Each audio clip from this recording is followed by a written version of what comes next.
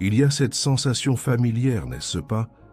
Celle du réveil où les bribes d'un monde nocturne s'effacent comme du sable qui glisse entre les doigts. Une image étrange, une conversation sans parole, une émotion puissante qui s'attarde un instant avant de se dissoudre dans la lumière crue du matin. Et que faisons-nous presque tous, par réflexe, par habitude? Nous balayons ces fragments. Nous les classons comme du bruit, un simple déchet neuronal, un écho sans importance du stress de la veille. C'est là, précisément là, que se niche l'erreur la plus profonde et la plus commune que nous commettons contre nous-mêmes. Considérer ces rêves comme insignifiants n'est pas un simple oubli, c'est un acte inconscient de rejet. C'est comme recevoir chaque nuit une carte détaillée, tracée par la partie la plus sage de votre être, et la jeter au feu sans même y jeter un œil. Vous ne le réalisez peut-être pas, mais en faisant cela, vous ignorez le système de navigation le plus sophistiqué qui soit, le GPS de votre propre âme, qui tente désespérément de vous indiquer où vous vous êtes égaré, où se trouvent les trésors cachés et quelles routes sont dangereuses. Cette négligence, ce geste anodin en apparence, est la première étape d'une déconnexion qui nous coûte notre paix intérieure, notre direction et notre sentiment d'être complet. La vérité, aussi inconfortable soit-elle, est que la psyché, dans sa sagesse infinie, n'aime pas être ignorée. Carl Jung nous a avertis avec une clarté redoutable.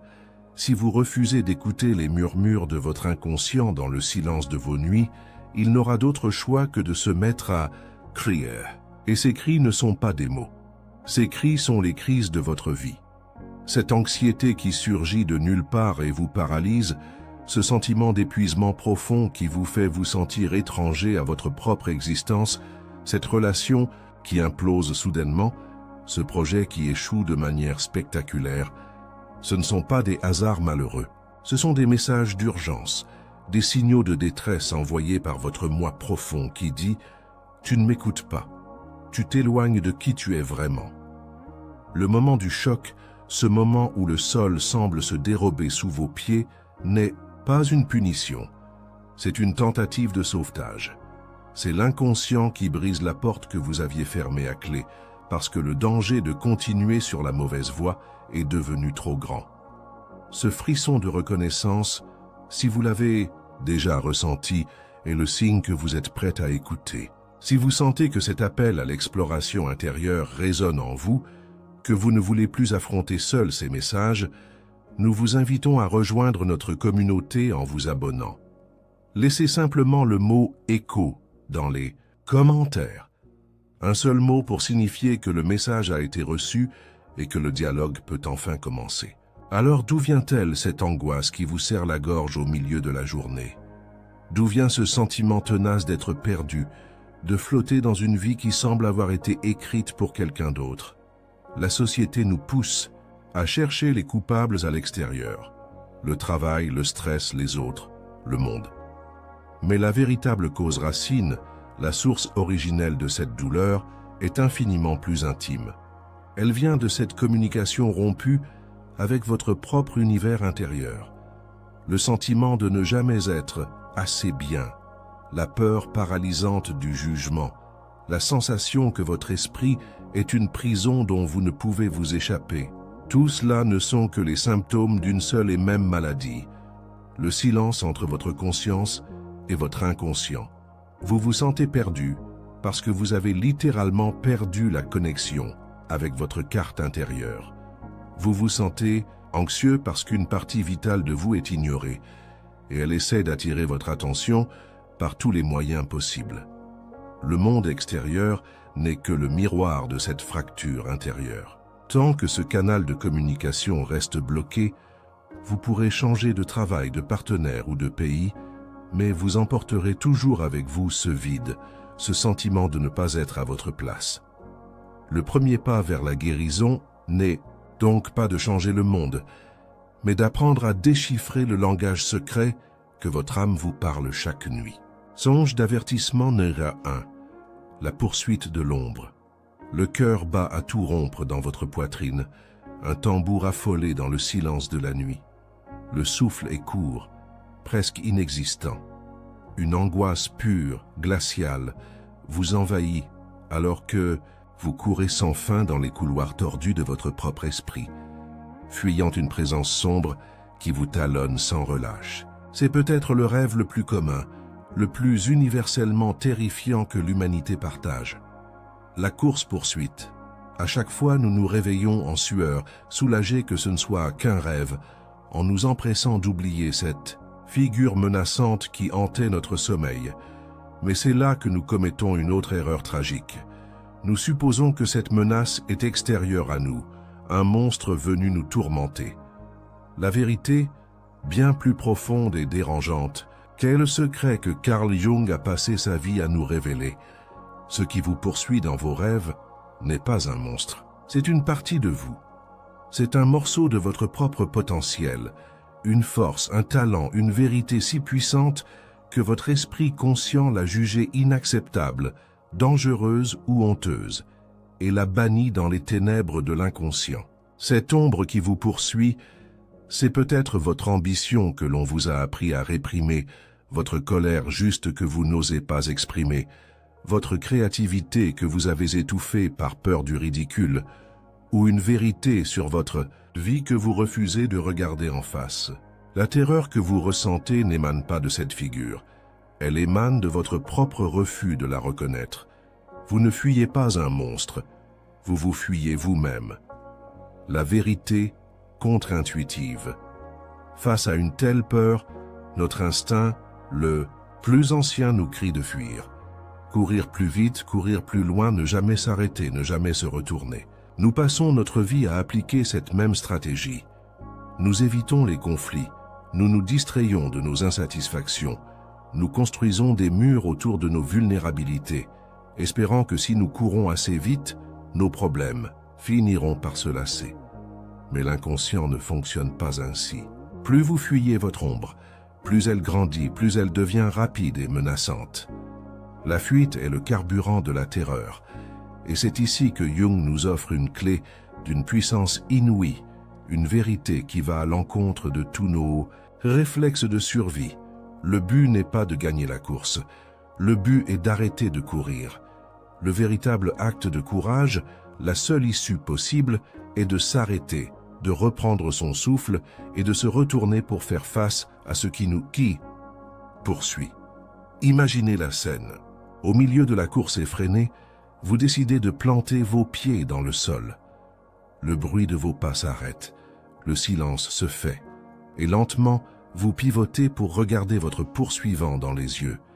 Cet instant de confrontation est le début de la transformation. Ce n'est pas un combat, c'est une rencontre. Car la question la plus importante n'est pas « comment puis-je la détruire ?», mais « que veux-tu me dire ?» La fuite est la source de l'angoisse. La confrontation est la porte d'entrée vers l'intégration. Tant que vous courez, vous êtes une victime. Au moment où vous cessez de fuir, vous commencez le chemin pour devenir entier. L'application pratique. Cette idée de confrontation ne doit pas rester un concept héroïque et abstrait. Elle peut devenir une pratique concrète, un dialogue intime que vous établissez avec les parties les plus profondes de vous-même, ici et maintenant. La prochaine fois que vous vous réveillerez d'un tel rêve, le cœur encore battant de cette course effrénée, résistez à l'envie de sauter du lit pour échapper à cette sensation. Restez immobile un instant. Fermez les yeux et respirez dans le résidu de cette peur. Accueillez-la sans jugement.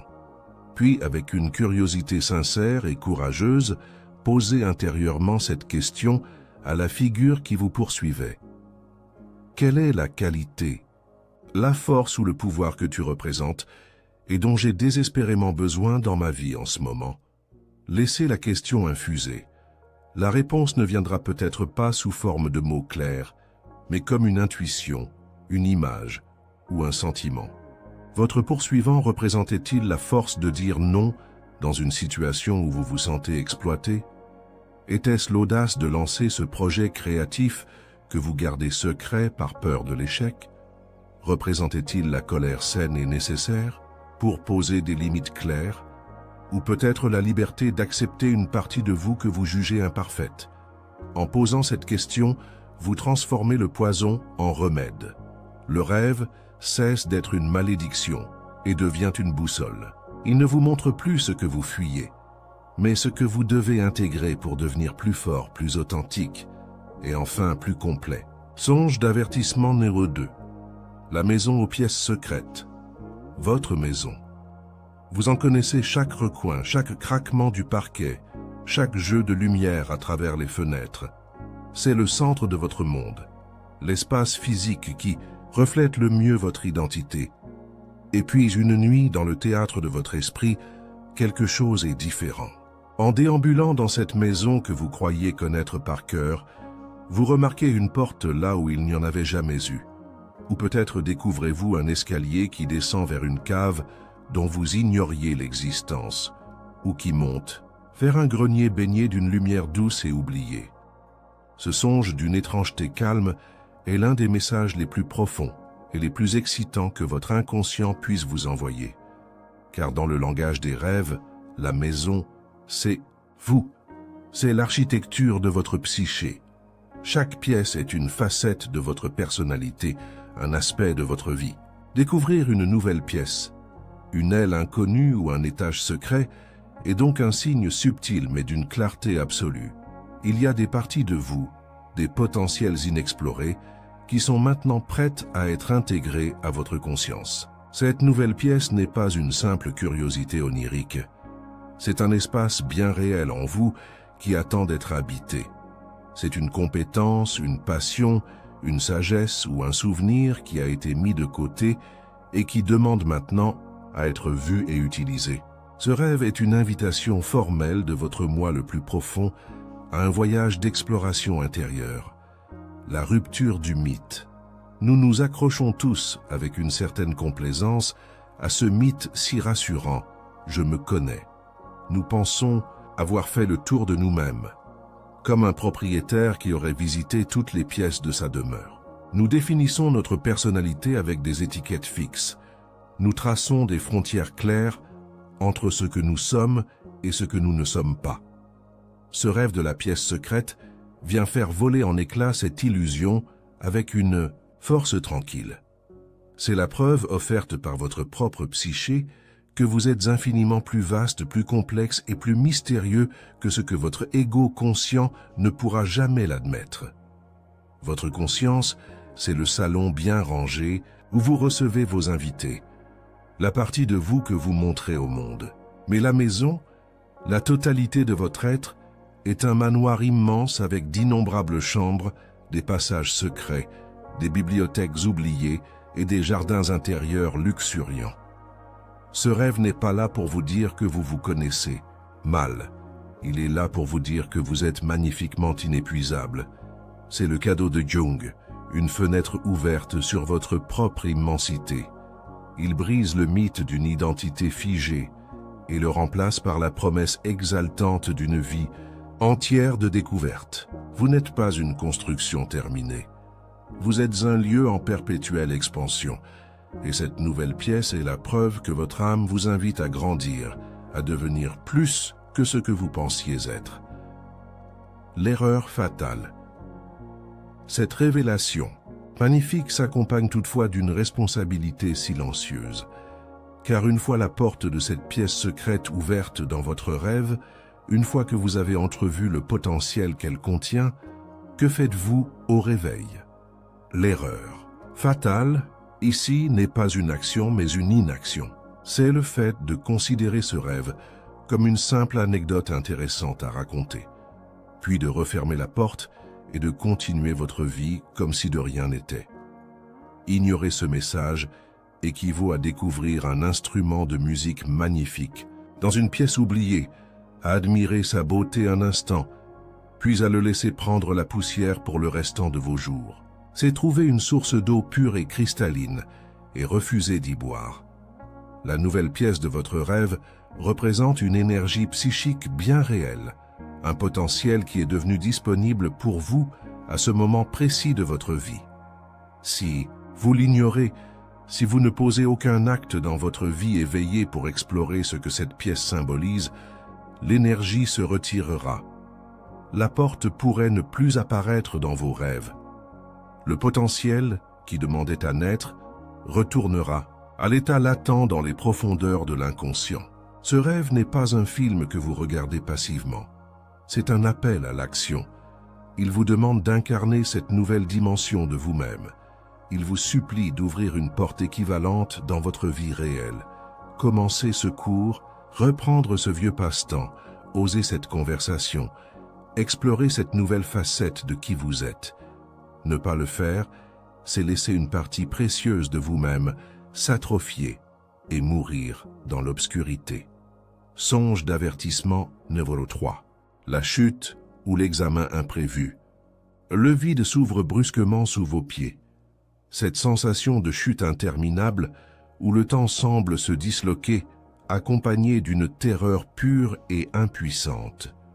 Ou peut-être est-ce cette autre angoisse, tout aussi viscérale.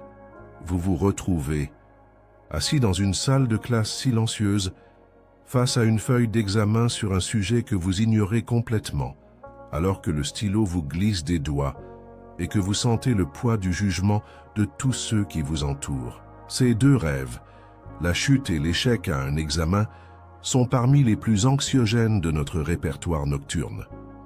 Notre premier réflexe au réveil est de les interpréter comme de mauvais présages. La peur qu'ils prédisent un échec futur, bien réel, une catastrophe imminente.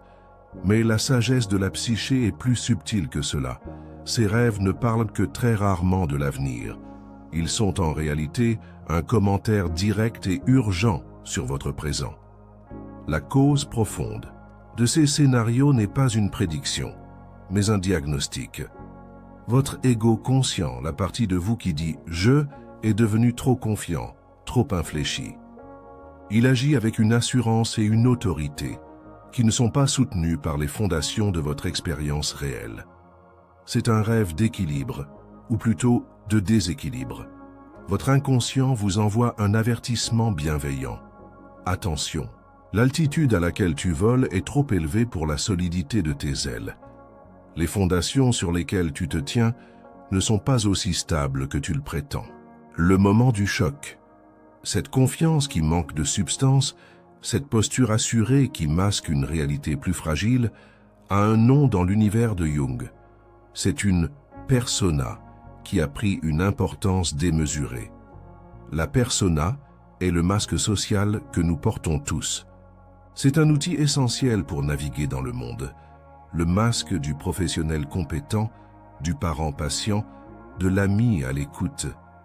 Il n'y a aucun mal à porter un masque. Le danger survient lorsque nous oublions que nous en portons un. Le danger, c'est quand le masque fusionne avec notre visage et que nous commençons à croire que nous sommes cette façade que nous présentons au monde. Le rêve de la chute ou de l'examen est le moment de choc où votre inconscient tente de vous arracher ce masque de force. Il vous dit « ce rôle d'expert que tu joues au travail, cette image de perfection que tu maintiens dans ta famille, ce n'est pas tout ce que tu es.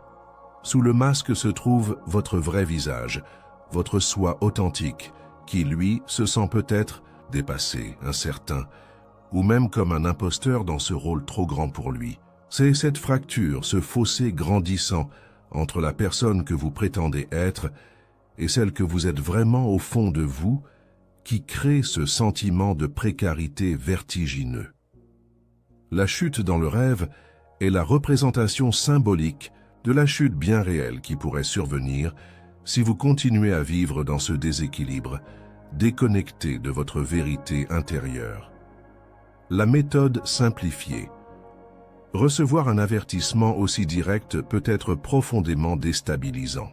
Pourtant, comme tous les messages de l'âme, il n'est pas envoyé pour nous condamner mais pour nous offrir une opportunité de réalignement. Il ne s'agit pas de se flageller ou de tout abandonner, mais d'engager un processus de retour à l'honnêteté avec soi-même, en 2 étapes simples et douces. La première étape est un moment de courage et de lucidité tranquille. Il s'agit de vous asseoir avec vous-même dans le silence et de vous poser la question avec une honnêteté radicale, sans vous juger.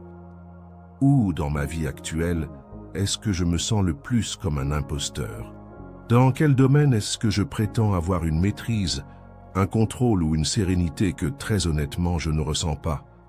Il ne s'agit pas de trouver des défauts, mais d'identifier avec compassion la zone précise où votre masque est devenu trop rigide.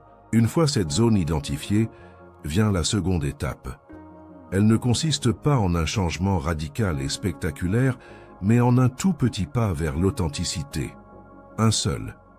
Si vous avez identifié que vous vous sentez comme un imposteur, dans votre rôle d'expert, le petit pas pourrait être d'admettre la prochaine fois « Je n'ai pas la réponse à cette question, mais je vais me renseigner ». Si c'est dans votre rôle de parent parfait, le petit pas pourrait être de confier votre fatigue ou votre doute à un proche. Ce simple et humble acte de vérité, aussi petit soit-il, a un pouvoir immense. Il répare la fissure. Il réaligne votre conscience avec votre réalité intérieure, renforçant ainsi vos fondations. Il rend la chute bien moins probable, car vous avez choisi de descendre de votre piédestal par vous-même, avec grâce et humilité. Le dialogue actif. D'interprète à architecte de l'âme. Après avoir navigué à travers ces avertissements puissants, la tentation est grande de vouloir devenir un expert en décodage. Nous cherchons à comprendre nos rêves, à les analyser avec notre intellect, à les traduire comme s'il s'agissait d'un langage codé qu'il suffirait de déchiffrer. Pour en extraire un message clair et définitif, nous voulons une réponse, une solution, une signification. Mais cette approche, bien qu'elle semble logique, nous fait manquer l'essence même du travail avec les rêves. Elle nous maintient dans un rôle passif d'interprète, alors que la psyché nous invite à devenir un partenaire actif, un co-créateur de notre propre réalité. La vérité la plus profonde et la plus contre-intuitive est que le but ultime n'est pas de savoir ce que le rêve signifie, mais de dialoguer avec lui. Un rêve n'est pas une lettre morte à disséquer. C'est une présence vivante, une charge d'énergie émotionnelle qui nous est offerte. Le but n'est pas seulement de comprendre intellectuellement pourquoi vous rêvez de courage, mais de prendre l'énergie de ce courage onirique et de l'infuser dans les veines de votre journée. Le but n'est pas seulement de comprendre la beauté de la pièce secrète, mais de laisser le sentiment d'émerveillement et de potentiel colorer votre perception du monde au réveil. Le dialogue est un échange. Le rêve vous donne une émotion, une énergie, et votre tâche est de prendre cette énergie et de la faire vivre, de l'honorer par vos actions et vos attitudes. C'est ainsi que l'on passe d'un simple interprète à un véritable architecte de son âme. L'erreur fatale dans l'interprétation. Cette soif de signification rapide et facile nous pousse souvent à commettre une erreur fatale. Une bévue qui court-circuite tout dialogue authentique avec notre monde intérieur. Nous nous tournons vers les dictionnaires de rêves. Sur Internet ou dans les livres, ils nous promettent des traductions universelles. Rêver de perdre ses dents signifie une perte de contrôle. Rêver d'un serpent signifie la trahison. C'est une tentation immense, car elle offre une illusion de certitude dans un domaine qui semble mystérieux et insaisissable. Pourtant, se fier à ces interprétations génériques est peut-être la plus grande insulte que l'on puisse faire à la sagesse de notre propre psyché. Carl Jung a insisté sur un point fondamental. Les symboles de l'inconscient sont profondément personnels. Un serpent, pour une personne ayant eu une expérience traumatisante, peut en effet symboliser la peur et la trahison. Mais pour une autre, ce même serpent peut représenter la guérison, la transformation et la sagesse, comme le caducée qui est le symbole de la médecine. Votre inconscient ne parle pas un espéranto universel. Il parle votre dialecte intime, une langue tissée à partir de vos souvenirs d'enfance, de votre culture, de vos joies et de vos peines. Utiliser un dictionnaire de rêves, c'est comme essayer d'ouvrir la porte de votre maison d'enfance avec la clé d'un appartement standardisé. C'est ignorer votre propre histoire, votre propre vécu. La signification véritable et puissante d'un symbole ne se trouve jamais dans un livre écrit par un autre. Elle réside uniquement dans la toile unique de vos propres associations personnelles, l'application pratique. Alors comment pouvons-nous commencer à honorer le caractère unique de nos rêves et à engager ce dialogue sacré? Comment créer la carte de notre propre territoire intérieur au lieu d'utiliser les guides touristiques des autres? La méthode est d'une simplicité désarmante, mais d'une profondeur infinie. Elle consiste à tenir un journal de rêves, mais pas n'importe comment. Il ne s'agit pas de rédiger un rapport détaillé de chaque événement, car les détails factuels sont souvent moins importants que l'atmosphère générale du rêve. Ayez un carnet et un stylo à côté de votre lit. Au réveil, avant même de vous lever, alors que vous flottez encore entre les deux mondes, la première chose à faire est de capturer l'émotion centrale. Quel était le sentiment dominant? La peur, la joie, la mélancolie, la confusion? Notez-le. Ensuite, écrivez les images ou les symboles principaux qui vous ont marqué. Une vieille maison, une clé rouillée, une poursuite dans la forêt. Et voici l'étape la plus cruciale. À côté de chaque image, notez les premiers mots, les pensées, les souvenirs ou les autres images qui vous viennent à l'esprit, sans censure, sans jugement, même s'ils semblent n'avoir aucun lien logique. Qu'est-ce que cette vieille maison vous rappelle personnellement? À quoi associez-vous la clé rouillée dans votre propre vie? En faisant cela régulièrement, vous ne tenez pas un simple journal. Vous construisez votre propre dictionnaire de symboles. Vous tissez un pont entre votre conscience et votre inconscient. Ce carnet devient plus qu'un simple recueil de rêves passés. Il devient une carte vivante de votre chemin d'individuation, un guide inestimable pour comprendre le langage unique et merveilleux de votre propre âme. L'invitation à la totalité. Cessez d'être une moitié. Nous avons voyagé ensemble à travers les paysages parfois inquiétants de la psyché. Nous avons fui une ombre qui portait notre propre visage. Nous avons poussé les portes de pièces secrètes au sein de notre propre maison, et nous avons ressenti dans nos entrailles le vertige de la chute. En surface, ces trois grands avertissements oniriques pourraient sembler être des problèmes distincts, des alertes séparées nécessitant des solutions différentes. Mais si nous prenons un peu de recul, nous pouvons voir qu'il ne s'agit pas de trois messages, mais des trois facettes d'un seul et même appel, d'une seule et même invitation monumentale de la part de votre âme. Le rêve de la poursuite vous demande de regarder en arrière, de faire face à la partie de vous que vous avez rejetée. Le rêve de la maison vous demande de regarder à l'intérieur, d'explorer le potentiel que vous avez oublié. Le rêve de la chute vous demande de regarder en bas, de vérifier les fondations sur lesquelles vous avez construit votre vie. Regardez en arrière, regardez à l'intérieur et regardez en bas. C'est l'appel unifié et puissant à cesser de vivre comme un fragment de vous-même. C'est une invitation à rassembler les morceaux, intégrer votre part d'ombre pour récupérer sa force, habiter vos pièces secrètes pour incarner vos dons et aligner votre masque social avec votre vérité intérieure pour trouver une stabilité authentique. Votre inconscient ne vous envoie pas des avertissements pour vous punir, mais pour vous supplier de commencer ce voyage sacré, le voyage pour devenir entier, le secret caché de l'individuation. Ce chemin magnifique vers l'intégration n'est pas un chemin qui mène à la perfection. Et c'est peut-être ici que se trouve le secret le plus profond et le plus libérateur de toute la pensée jungienne. Notre société est obsédée par la perfection. Elle nous pousse à polir nos personnalités, à cacher nos défauts, à couper les parties de nous que nous jugeons sombres, faibles ou inacceptables. La perfection est un processus d'amputation. Elle cherche à créer un idéal en enlevant ce qui dérange. La totalité, le but du voyage jungien, est le mouvement exactement inverse. Il ne s'agit pas de couper, mais de rassembler. La totalité, ou l'individuation, est l'art d'embrasser avec courage et compassion toutes les facettes de ce que nous sommes. Elle consiste à reconnaître que nous sommes à la fois l'ombre et la lumière. Nous sommes à la fois la personne forte qui réussit et celle qui se sent comme un imposteur. Nous sommes à la fois la maison bien ordonnée et les pièces secrètes pleines de mystères. Vos rêves sont le guide par excellence pour ce processus.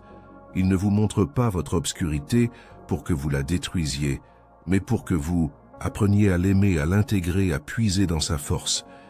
Le but de la vie n'est pas de devenir un saint sans défaut, mais de devenir un être humain complet, capable de contenir sa propre complexité, sa propre contradiction, avec un cœur ouvert.